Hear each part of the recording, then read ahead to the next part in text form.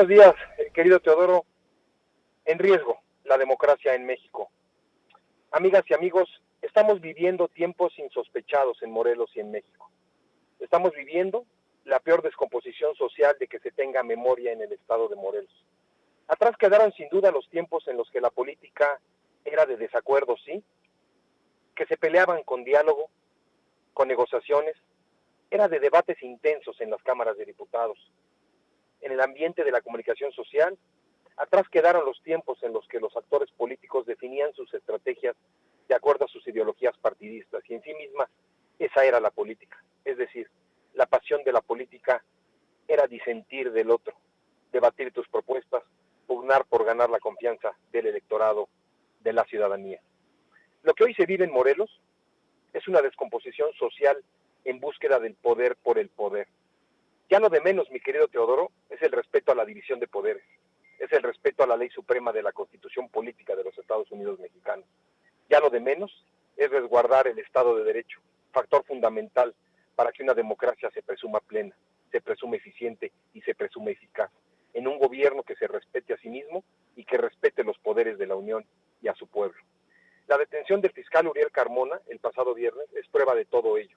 El operativo que se montó para detenerlo fue casi como para detener a un delincuente del tamaño de los más buscados en el país, orquestado desde luego por las más altas esferas del poder en México, ordenado desde Palacio Nacional, pasando por la Jefatura de Gobierno de la Ciudad de México y desde luego utilizando a la Fiscalía de la Ciudad de México para fabricar un delito que no existe y que además en Morelos no está catalogado como tal. Una burda artimaña legaloide para deshacerse de una figura clave en el futuro inmediato respecto del actuar político del gobernador del estado. Lo que se puso en juego no es solo la libertad de un funcionario público en Morelos, tampoco acomodarle las cosas al gobernador, ni mucho menos allanarle el camino a Morena en Morelos. Lo que se puso en juego es la democracia de México. ¿Y por qué digo esto desde mi juicio claro? ¿Se puso en riesgo la democracia del país? Claro que se puso en riesgo. Los avances que en materia constitucional se habían venido ganando a manos de la oposición en el país, que existan los organismos autónomos, tiene mucho que ver con la lucha histórica de las minorías en México. El presidente de México, Andrés Manuel López Obrador, accedió al poder público después de más de 20 años de lucha histórica, después de más de 20 años de todos los días decir que cuando él llegara a ser presidente con el apoyo legítimo del pueblo, no habría más persecuciones políticas, no habría más fabricación de delitos, no habría más tlatelolcos en México, no habrían más imponer de manera dictatorial la decisión unilateral del poder absoluto en el país, por encima de los derechos humanos de los ciudadanos. Ese fue el discurso que durante 20 años Andrés Manuel López Obrador sostuvo en la política nacional y hoy lo tiene siendo presidente de México.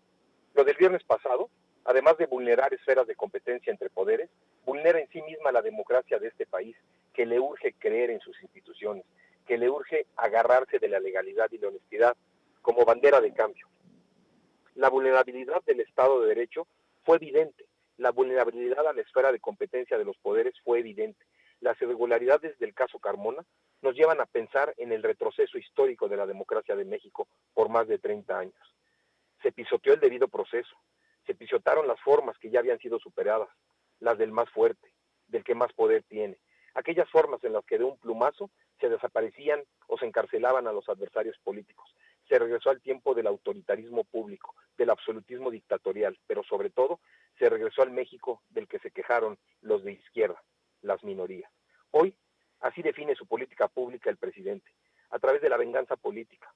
Atrás quedaron las promesas de campaña de la 4T, atrás quedaron los esfuerzos de la oposición por entregarle a México, al México democrático, según ellos, instituciones fortalecidas a través del trabajo, de la honestidad, de la transparencia y sobre todo, atrás quedó toda posibilidad de que México sea un país en desarrollo, de que México sea un país en libertad, pero sobre todo, de que México sea un país democráticamente libre y de primer mundo.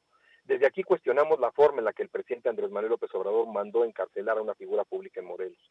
Desde aquí cuestionamos, y lo hemos sostenido hace mucho tiempo, la protección descarada de la presidencia de la República al gobernador del estado, a sus malas decisiones y a su evidente mal gobierno, carente de proyecto, carente de resultados, pero sobre todo, y hay que decirlo, carente de credibilidad y de aprobación del pueblo de Morelos. Y desde aquí le hacemos una pregunta a los juristas y especialistas en derecho constitucional. ¿Por qué la audiencia a la que fue objeto o de la que fue objeto el fiscal Uriel Carmona se llevó a puerta cerrada, por ejemplo? ¿Por qué Uriel Carmona fue procesado con una sola prueba, la que a nuestro juicio no es suficiente para demostrar el supuesto entorpecimiento de la Procuración de Justicia? Si él salió a declarar cuáles fueron los resultados del proceso científico de las pruebas periciales realizadas al cuerpo de Ariadna, quien fue tirada en el estado de Morelos. ¿Por qué se permitió que la Fiscalía de la Ciudad de México vulnerara la esfera de competencia de la Suprema Corte de Justicia de la Nación, por ejemplo, al emitir una orden de aprehensión aun y cuando el fiscal general del Estado de Morelos, Uriel Carmona, cuenta con foro constitucional, federal y local, además de haber sido ratificado la semana pasada por la Suprema Corte de Justicia de la Nación?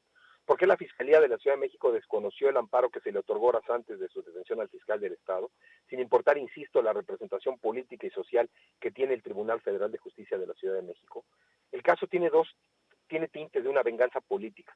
El caso tiene todos los tintes de demostrar quién en este país, de manera autoritaria, dictatorial, manda quien tiene más poder sobre los demás. Esa es en sí misma la única razón por la que nos explicamos el resultado de las decisiones que se tomaron en el caso del fiscal Uriel Carmona. Decíamos también, mi querido Teodoro, que en la lucha por el poder político en México hace 30 años, la oposición habría sentenciado una decisión de este tipo si ésta hubiese vulnerado el Estado de Derecho, a la autonomía de los poderes en el país, pero sobre todo habrían sentenciado conductas fascistas, dictatoriales y de venganza política. Evidentemente, se habrían asumido como perseguidos políticos al régimen establecido. Por eso, nos resulta inverosímil creer que esta es la nueva democracia del país, insisto. Los institutos autónomos fueron impulsados por esa minoría que hoy gobierna en México, por esa minoría que demandaba democracia plena en las instituciones del país.